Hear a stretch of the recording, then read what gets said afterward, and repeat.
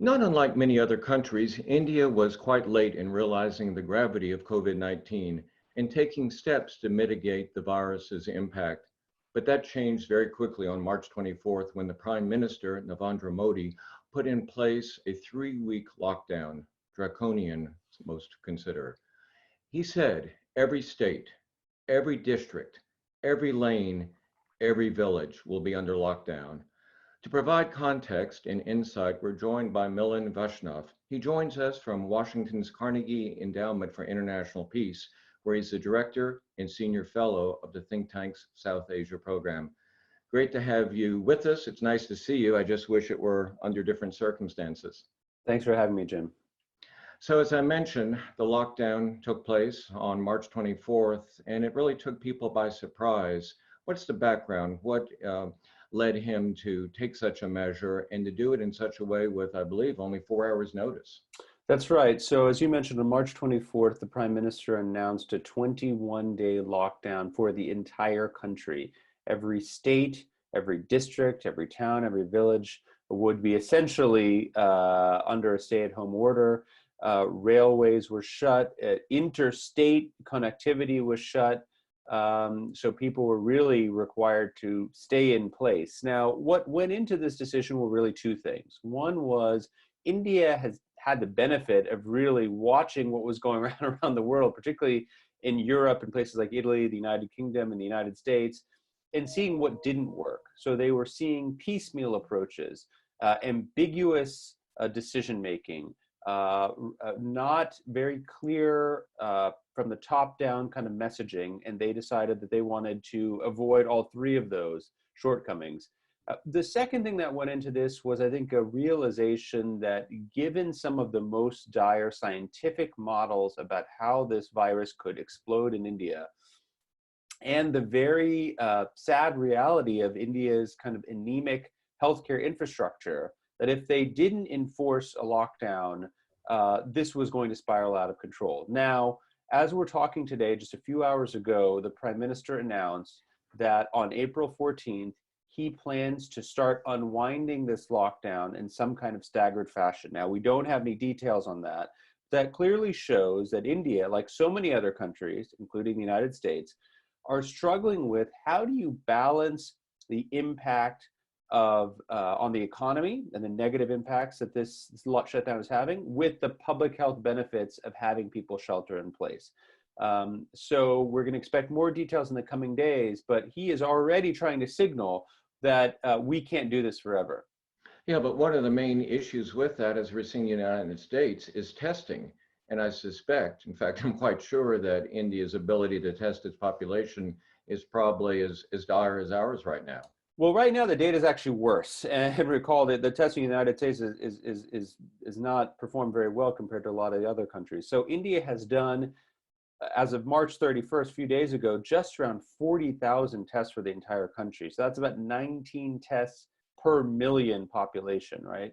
What the government is planning on doing is taking government labs. They have now opened up understandings with private labs to ramp up that testing over time. But it's been very slow going. So if you look at the data today, as of this morning, India only has around 2,000 confirmed COVID cases and about 50 fatalities. Now, And one thing I read too is that with the private offices that are offering the testing, they're allowed to charge up to $60. Is that still the case? So they are trying to enforce this, but in a country of 1.3 billion people, enforcing free testing obviously is very, very difficult. So what the government is very concerned about is price gouging, of hoarding, of selling things on the black market such as masks and other PPE equipment. I would expect these numbers to be much higher than they actually are and to increase in the next few days. Milan, give me a sense of the relation right now between the capital and the states. I mean, we're seeing here in the United States, in fact, in Texas, there's not a order from the governor for shelter in place. So I assume Modi was able to do this across the entire country. So under the National Disaster Management Act, which is what has been invoked, that gives the central government pretty draconian powers of managing the country's affairs in the time of natural disasters. Now, some states have pushed back, saying that the central government has crossed the limits of what is authorized under that act, but by and large, most of India has expressed solidarity with the Prime Minister's decision.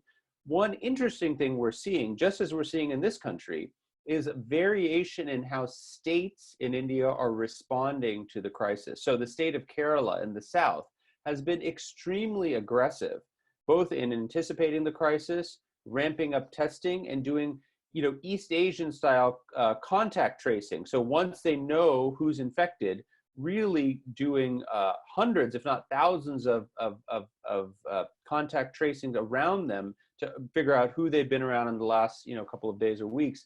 And they've also been very aggressive in announcing relief packages in terms of social services. Now, Kerala is a state that is renowned the world over for its social sector capacity. The same is not true all across India, but it does show that we're seeing some ingenuity in the part of individual regional leaders like we are in the United States, say in Washington State or New York or other places. One of the things that I just read was that some people are calling the virus corona jihad. How is this exacerbating the already tense relations between the Hindus and the Muslims in Yeah, India? it's a good question. So leading up to this crisis, India was in the midst of another crisis, which was a series of sustained protests by Indian Muslims and by other Indians who felt that the government had taken new legal and constitutional measures to essentially promote a kind of pro-Hindu majoritarian outlook. And so beginning from December until just before this crisis began, we saw hundreds, thousands of people on the streets day after day protesting these moves. So the climate was already set, was already fraught for this kind of social division. One of the things which has happened in recent days, which has thrown some more fuel on the fire, so to speak, is that there was a religious gathering of Indian Muslims in New Delhi. And they gathered in quite a large number in defiance of what was allowed at the time. That has become a central cluster of transmission for this coronavirus. And so this, in some ways, is the single worst thing that could happen to the Indian Muslim community, because it has now created a narrative on social media and among hate groups that Muslims are responsible for this virus. Obviously, we know that's not true. Yes, this was a vector, but obviously you can't equate the two. Well, we're talking about Muslims. What's happening in Pakistan? I've seen very little about that. So Pakistan, we don't get as much information. Of course, there are constraints on Pakistan's democracy. The military plays a very large role that constricts the free flow of information and transparency. But what we do know is that the reported cases are actually the highest in all of South Asia. The government has really struggled and fumbled in its attempt to keep a lid on this crisis. Unlike India, they have not enforced a wholesale lockdown of the country. They've moved in a more piecemeal fashion. So I suspect that in the coming days, we're going to be hearing continued and increased dire news from Pakistan as the numbers and information gets out. As you well know, the United States and India have such a close, almost symbiotic economic relationship that continues to grow, especially here in Dallas with TI, and Wipro has a major office here. How do you see this affecting the economy and especially the supply chain? Well, there's a good news and bad news story. Now, the bad news story, as I mentioned, is that we have a huge crisis in India right now with internal migrants. These are people who work on construction sites, who work in agriculture. We are now approaching the major harvest season, so that's a big issue. We have limited testing, we have a weak health infrastructure. But on the upside, there are a couple of factors that some people are hoping, they're just threads that people are trying to grasp onto, that the crisis could not be as bad as projected. Number one is, as we're seeing a lot of ingenuity in terms of how states and local governments are responding to the crisis. Number two is demographically, India has a very young population, right? The median age is around 27, and we know that young people are able to recover from this virus much faster than the elderly. They're less vulnerable. The third, and this is very untested, scientists are trying to address this issue right now, is this question of the weather. As we approach the hot season in India, will heat and humidity be a factor that helps to limit transition? Now, we don't know that yet, but there's a lot of hope on that. But undoubtedly, growth is going to come down. The projection for this year looks to be around 2 to 2.5%. Now, that sounds great by Western standards, but India really needs 7 to 9% growth just to keep up with the natural pace of its demographics and its labor force entry. But conversely, India does have a population, I think it's the highest percentage population in the world of TB, inferior medical services. So all that's going to make it, it seems to me, much more difficult for it to come out of this crisis. Well, there's two things. One is that the underlying disease burden is very high. Particularly when you look at things like respiratory illnesses. I'm sure many of your viewers are familiar with the statistic that of the 15 most polluted cities in the world, according to the World Health Organization, 14 of those 15 are in India, right? So that is a vulnerable population. The second is, as you mentioned, the weak health infrastructure. India has 0.7 hospital beds per 1,000 people, all right? In Italy, it's 3.4. In the United States, it's around 3. In the entire country, the best estimate is that the country only has about 50,000 ventilators, right? So this is going to be a massive challenge, even if they avert the worst projections. I read last night that the Spanish flu, 1918, 18 million Indians died. It was 6% of the country's population. In fact, the author of this piece said perhaps it should have been called the Indian flu. Yeah, I mean, this is something that people have been talking about in the scientific and development community for a long time about pandemic preparedness. And India has been very lucky that in many of the previous crises, whether it's SARS or others, they've kind of dodged a bullet. Now, this is something that doesn't look like it's going to be avoided, even if the risk gets mitigated.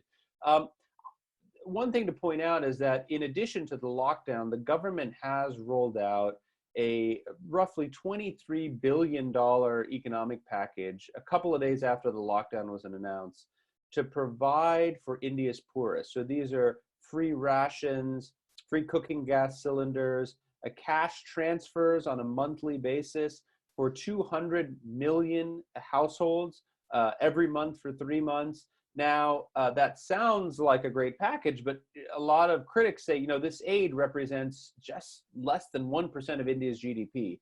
So I suspect we are going to see in the coming weeks increased pressures on the government to increase that assistance, but also find a way to deal with this transitional migrant population that it works in informal sector. So they aren't necessarily tapped into the official social security or safety net.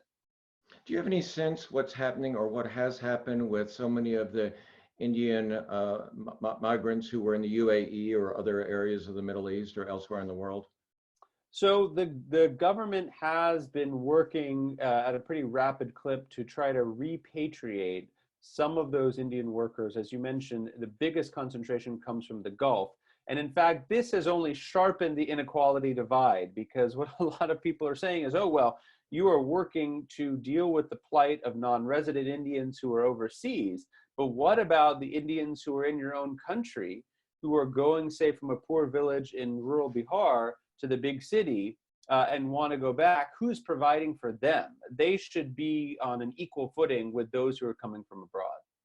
We have about another minute, and there's been so much discussion here about China and how it's using its soft power to especially in Africa. I'm wondering what China's role has been in India and how it's being perceived. Well, I think there's a big backlash in India, to be honest with you. This debate we're having in the United States about whether we should call this the Chinese virus or the Wuhan virus, if you follow Indian social media and the media at large, they have been very aggressive about saying, when this is all said and done, we need to have a true accounting of what the Chinese have done. India and China have a very interesting and often tense relationship. They cooperate on trade and investment. Of course, they share a massive border. But when it comes to Chinese expansionism, Chinese security moves in the greater Asia Pacific, India is very, very wary. And that has actually brought India closer to the United States. I think one silver lining that could come out of this is that India and the US, as you mentioned before, have so many strong economic linkages that given the raw talent in the tech industry, the innovation we see in India's version of Silicon Valley, we're already seeing some partnerships form between Indian companies, American academics to try to innovate in terms of creating low-cost ventilators, creating low-cost testing. So that's something to look forward to, I think, where this US-India partnership could actually pay dividends for both. In fact, that was going to be my last question. What has been the role of the Indian diaspora here in the United States to assist India? Well, I think you got to remember that inward remittances from the diaspora back home is around $80 billion a year. So India gets the biggest inward remittances of any country in absolute terms. So I expect that obviously to continue. I think number two is we saw news just yesterday of a small firm in Pune in the state of Maharashtra that is a robotics firm. They are going to create ventilators with the help of MIT blueprints and production assistance from US firms, which include many executives of Indian background, to try to create ventilators at 1/3 of the global cost. So you could see this kind of thing proliferating, and I think we're going to see more of this. And that really, I think, is a testament to the strength of the US-India partnership, which really relies on this tremendous people-to-people connection. You know, there are over 1% of America's population is of Indian descent. And that could be a real boon at a time like this. Well, it's like to end on some good news. Thanks so much for being with us. I know you're in your house with 2 toddlers. Really appreciate you taking time to be with us. And this is our first spotlight on a country, and we'll be doing this over the course of the next few weeks as we continue to watch the impact of COVID-19 on various countries around the globe. Thank you for joining us. Thanks for having me, Jim.